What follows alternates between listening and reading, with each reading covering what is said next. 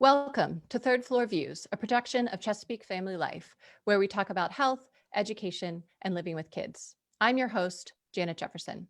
Today, we're discussing the Community Foundation of Anne Arundel County and the work that they do. Here with us today is Mary Spencer, President and CEO of the Community Foundation of Anne Arundel County. Thank you so much, Mary, for being here with us today.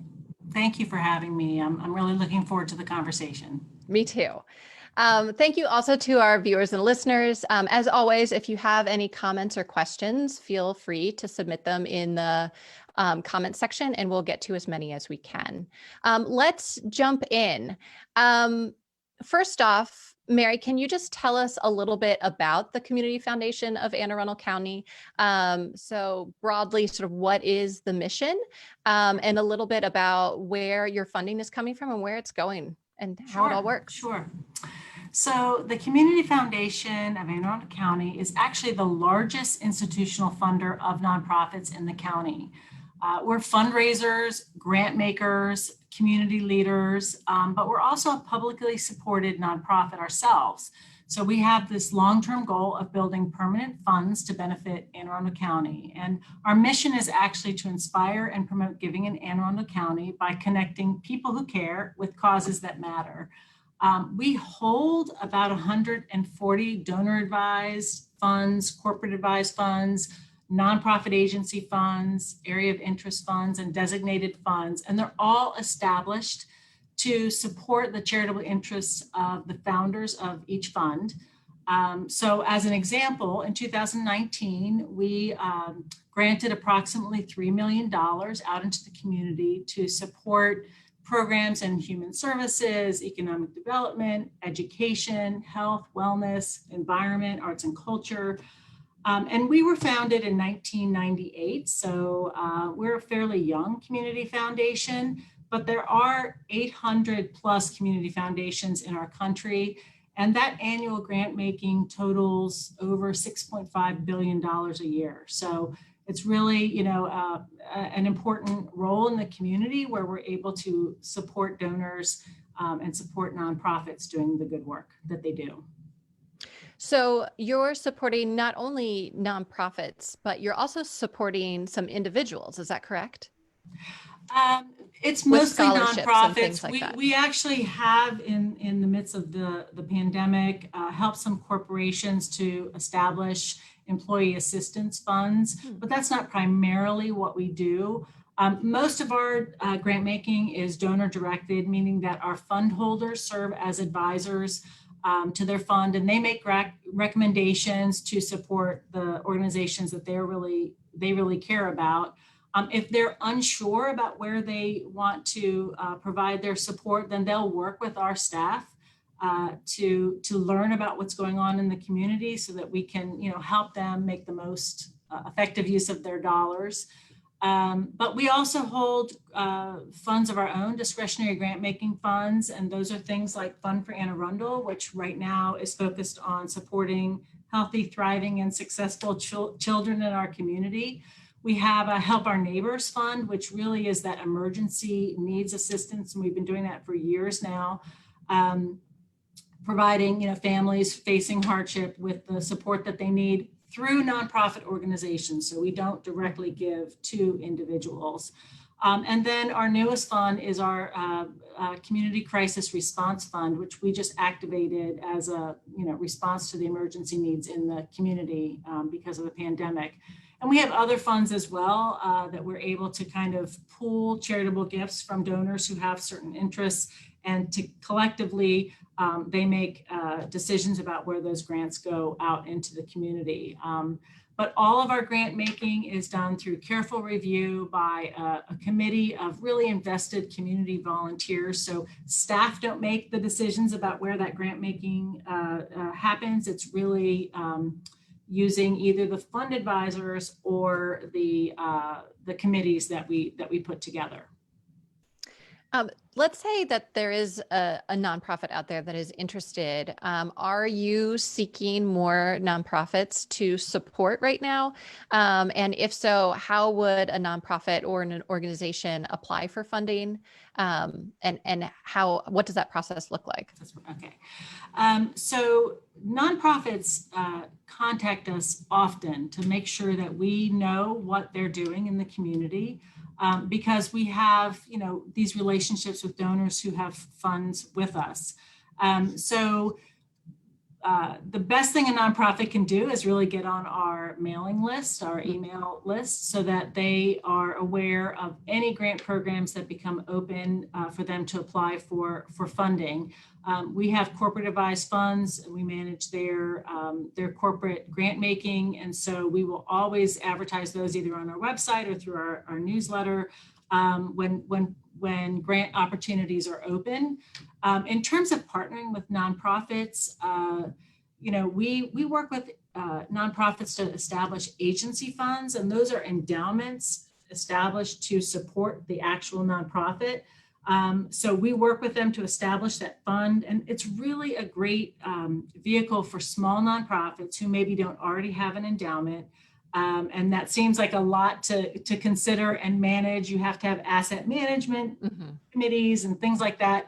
But the community foundation can hold those assets for a nonprofit and establish that endowment, and then donors can give to that fund. And it really is a permanent source of support and revenue for the nonprofits. To help, I'm sure, some longevity and some consistency. Absolutely. I mean, the purpose of a community foundation is to be here in perpetuity to support the community needs. So those endowment dollars are really key, so that it's here in our lifetime and afterwards to support Anne Arundel County. So what role does the Community Foundation of Anne Arundel County play in the community? So we've talked a little bit about this, but specifically my question is, why is it important, and why should someone or a corporation or an individual give to the Community Foundation opposed to directly to a nonprofit itself? Sure. So really our role is to inspire and grow philanthropy, to help identify critical needs in the community, to partner with donors to help them meet their financial and philanthropic goals, and to kind of promote this collaboration between those donors to strengthen nonprofits. So, we're a builder and caretaker of permanent community resources, as I mentioned, but we are also service providers to our donors and grant makers and conveners and collaborators within the community. So we're not direct service providers. Rather than focusing on a specific need, we serve donors and the broad needs of the community. So we're able to leverage pooled contributions to ensure that there's community involvement in grant making. We're really committed to providing significant impact in the community, so that we all have the best lives possible here. But donors partner with us because we offer personalized service. So we're able to help them with their philanthropic giving strategy. They would meet with one of our staff members to talk about what they really want to accomplish in their philanthropy. And because we really know the nonprofits here locally, we're able to match them up, but also to establish plans, kind of more formalized plans for their giving. We administer and process all of their grant making and give them customized reports. We're able to really facilitate complex forms of giving, which some nonprofits are not able to facilitate. So whether it's IRA, gifts from their IRAs, real estate, insurance policies, some nonprofits can't accept stocks or not prepared to accept securities. And so we're able to do that for our donors. And then once those funds are in their donor advised fund, they're able to then make granting decisions out to nonprofits. And we really help donors to establish potentially legacies through their named funds, whether it's estate plans after they're no longer here, or for current lifetime giving, or for family and generational giving. We're able to establish those things for them.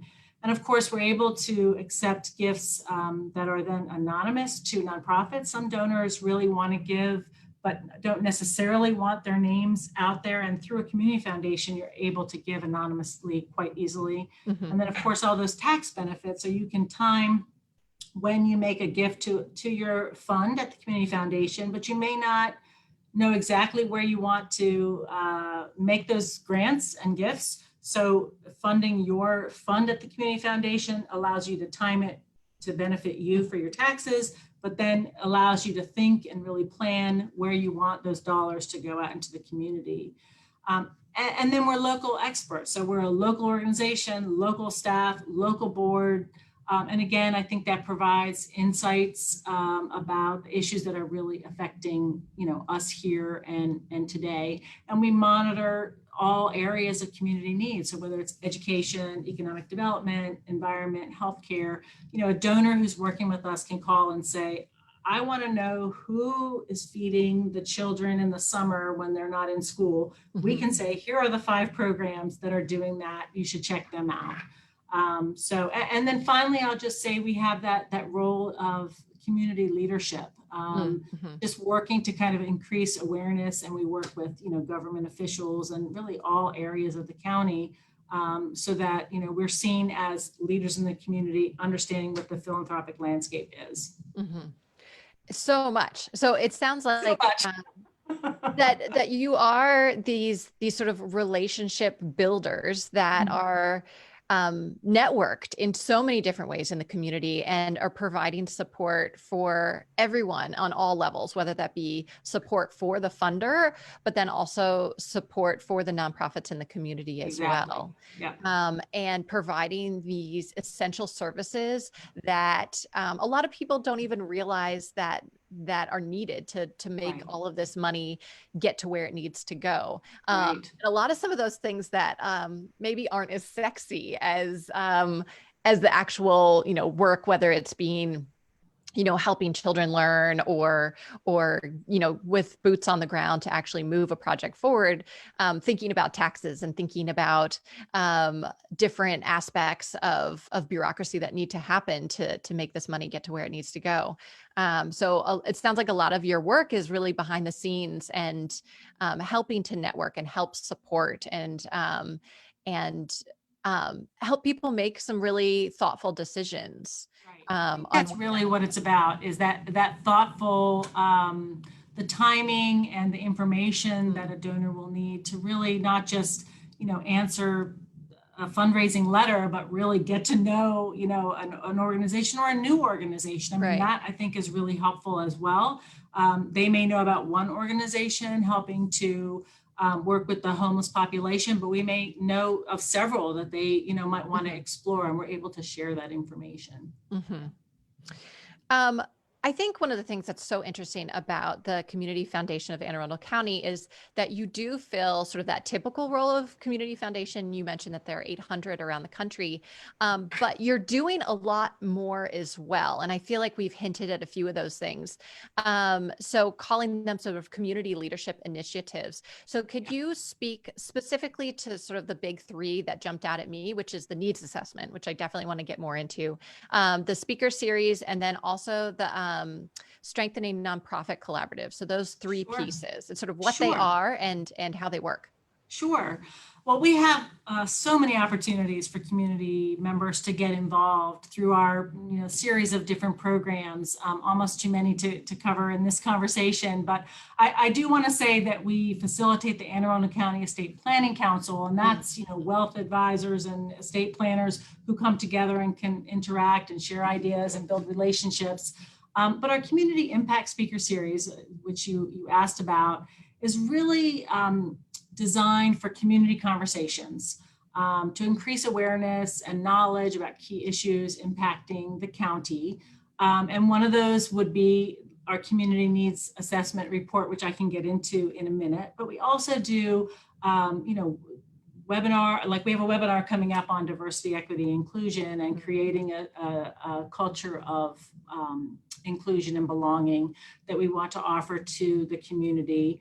But, we've done Stop the Bleed training, after unfortunate events in our community. We really felt like the community needed to know how to react in an emergency. We've even had programs on, finding happiness, just things that are really supportive of the community.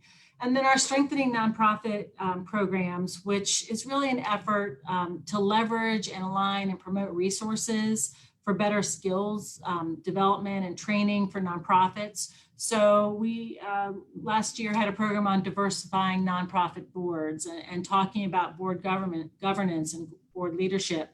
We do fundraising trainings, and we bring national speakers to come in and speak to nonprofits to really help to improve and strengthen their fundraising initiatives. So we do about 4 community impact speaker series a year and about 4 strengthening nonprofits programs.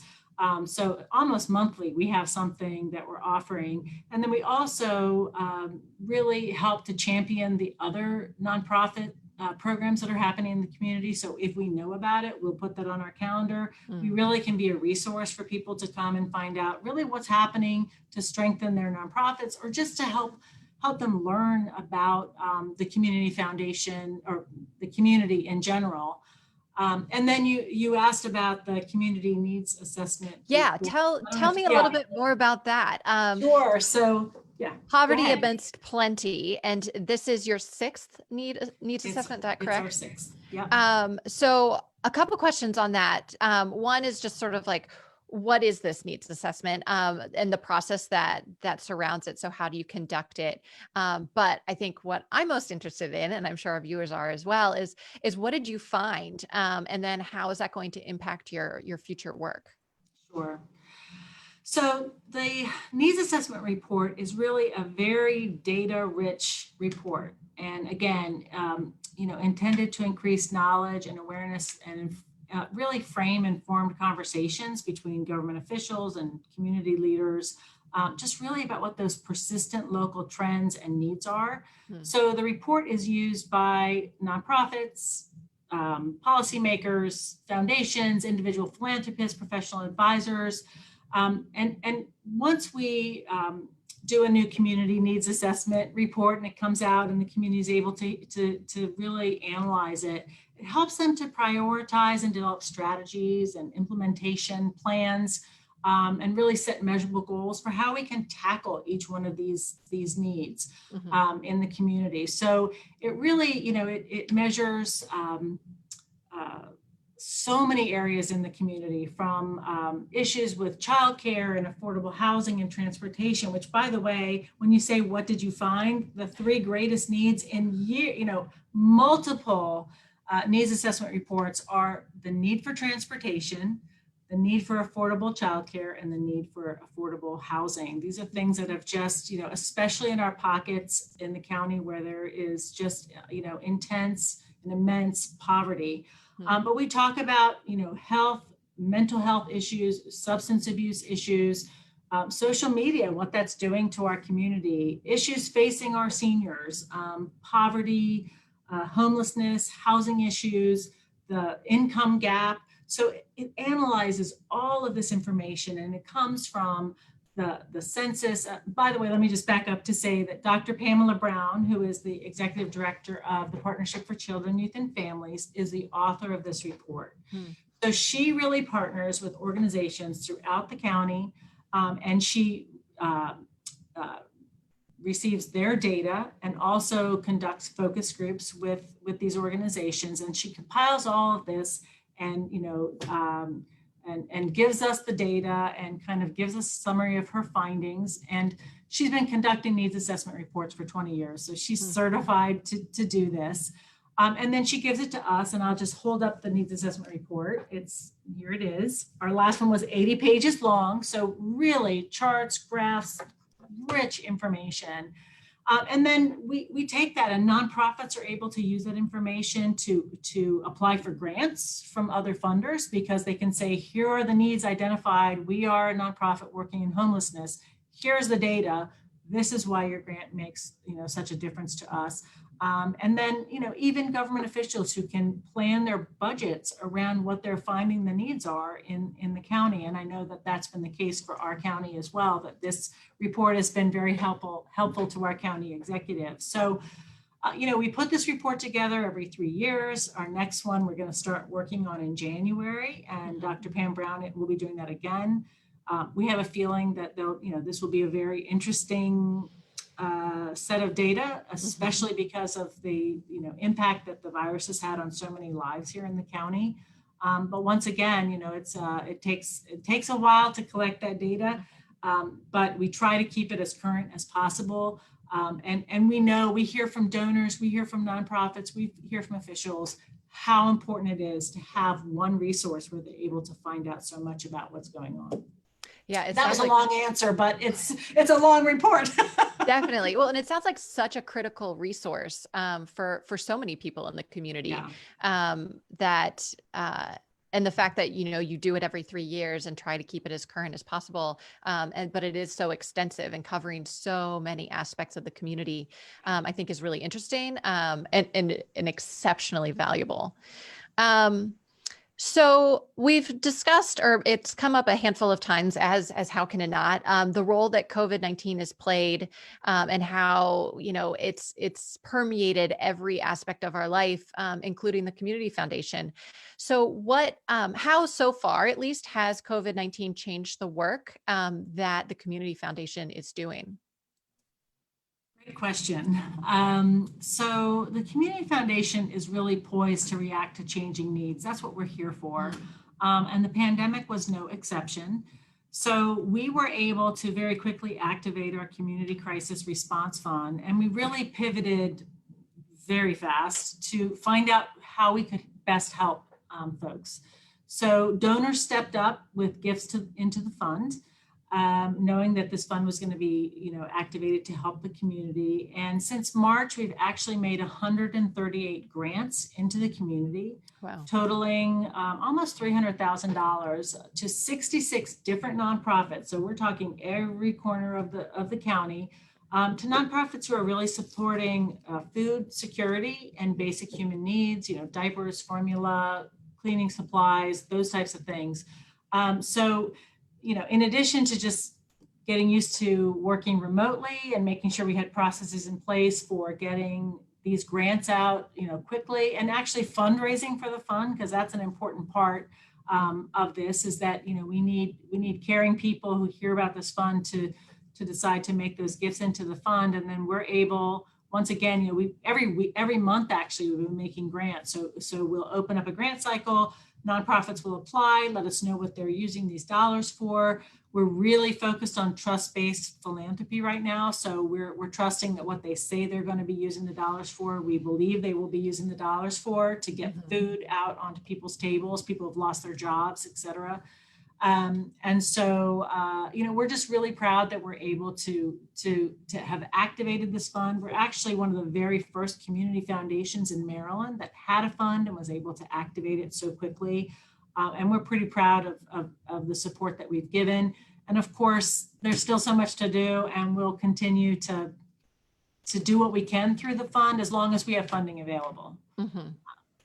So it sounds like you've been really nimble.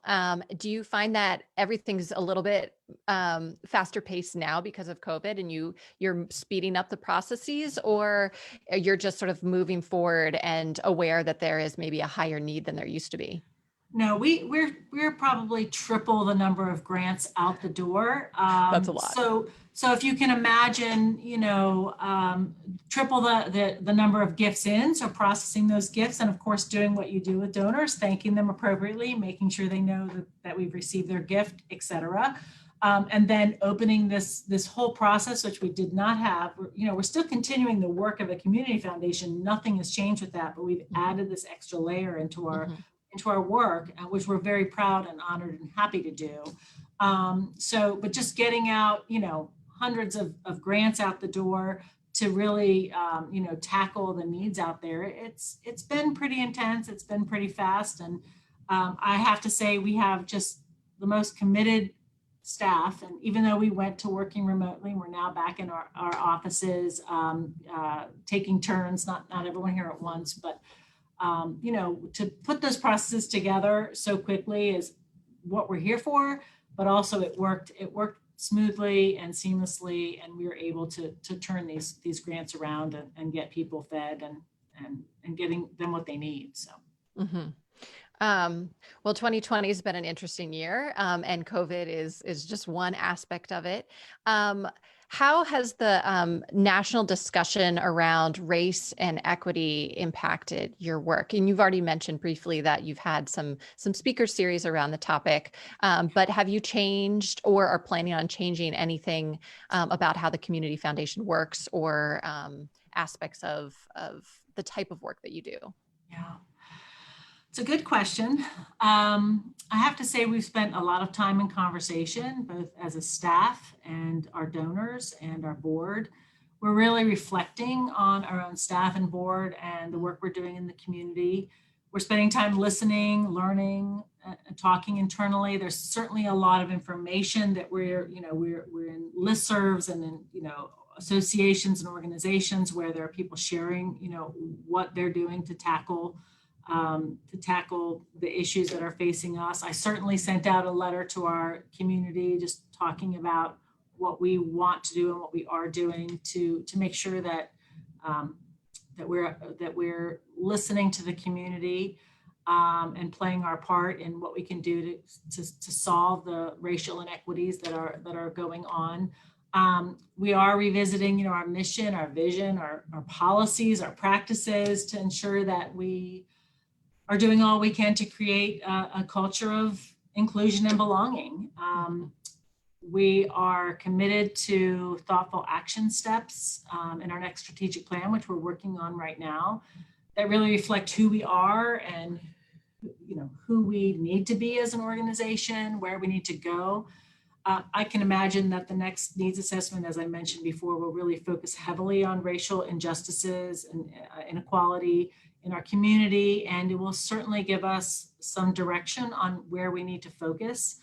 But these are not new issues into our community. And when you talk about a community foundation, we really are focused on trying to eliminate poverty and racism and the issues of homelessness and mental health and substance abuse and all these things that are so tied together into our community, for all of our community members. So it's a tough one. At first, I feel like we felt like we needed to just react right away, and then we decided this is been a long history in our country that we're not going to combat by reacting immediately. So we really want to take our time and make sure we're doing the best and giving justice to what we are doing as a community foundation. Absolutely. So 2020 has had its plethora of challenges, but for the Community Foundation in particular, there are some really exciting things happening in 2020. Can you tell us a little bit about your upcoming November 5th celebration? Sure. Well, first of all, let me just say that in terms of like the 2020, as hard as it's been in some levels, we're also really proud that we've had some successes that are new for us, which is first growing our staff. So we have added a director of gift planning onto our staff, and they're going to really be able, Claudia Cunningham is her name, and she'll be able to work with donors kind of at the next elevated level. To strengthen philanthropy in our county. And we've also moved our offices. So we have a brand new office, and that is in part to hold our larger staff, but also to be there for the community, to hold these community trainings and events right here in our office. So we're very proud about that. And we've had a seat at the table with many initiatives going on, including the Small Business Recovery Task Force that we've been involved in, and collaborations with some youth groups in the county to work together. But the Celebration of Philanthropy luncheon we have been doing for, this will be our 20th year. We are very, very proud that we get to honor philanthropists and volunteers in our community who are doing such amazing work. So this year we we typically give awards to 5 different categories in the community. So Philanthropist of the Year, Corporate Philanthropist of the Year, Foundation of the Year, Volunteer of the Year, and Young Volunteer of the Year. But this year, in honor of our 20th anniversary, we added 15 new categories to really help, first of all, 20 categories for year 20. We thought it was brilliant, never thought of before, of course, in the world. But we just wanted to honor those boots on the ground people, those fundraisers, the people who are not normally recognized. And so we're excited about the 20 categories, but unfortunately, like all other nonprofits, we could not do an in-person event. So we're going to be doing a virtual event. It will be on November 5th. And we are very excited that we have some incredible nominations for awardees, and we'll be doing multimedia approach. So it will be a part live event, and then also some social media type things and some print materials. We didn't want to let our 20th year go by postponing or canceling, because it's just so important, that we make sure we're recognizing those people who are doing so much for the community. So we hope everyone will tune in on November 5th. Check out our website, www.cfaac.org, to find out how you can register. It will be a free event, but we'd love to have people register so we kind of know who's out there watching us. Mm-hmm. And we're just excited to unveil these incredible people we'll be honoring in November. So thank you for asking about that, because it's going to be a challenge, but we're all in this together. So we're going to do our best to make it fun for everybody. Yeah. And it's so important to celebrate. I think, especially during challenging times, we gotta celebrate the wins that we do have. And there is a lot of great work that's going on right now. And the Community Foundation is a perfect example of that. So with that note, my last question for you is, how can community members support the Community Foundation? So what are some things, if people are interested, how can they jump in and participate? Sure, thank you. So really they can look into how they can partner with the Community Foundation to support their charitable goals, because that helps them, the community. They can create a fund with the Community Foundation if they, are interested in kind of having a named fund to honor their family or a loved one. They can contribute to a field of interest fund if they aren't quite ready to open a fund, but they want to contribute to really a cause that they care about. We have funds established for the environment or arts and culture, those types of things. They can designate a fund to support an agency that they really care about. And we have donors who have their favorite nonprofit and they just establish a permanent fund for them. They will always receive support from that. Or they can give an unrestricted gift to us, to the Community Crisis Response Fund, or just an unrestricted gift so that we will use that to meet the needs that we identify. They can join a giving circle. So one of our funds is actually the Anne Arundel Women Giving Together, and we're very proud of that fund. That's about 250 women who pool their resources together, and they do grant making through that fund.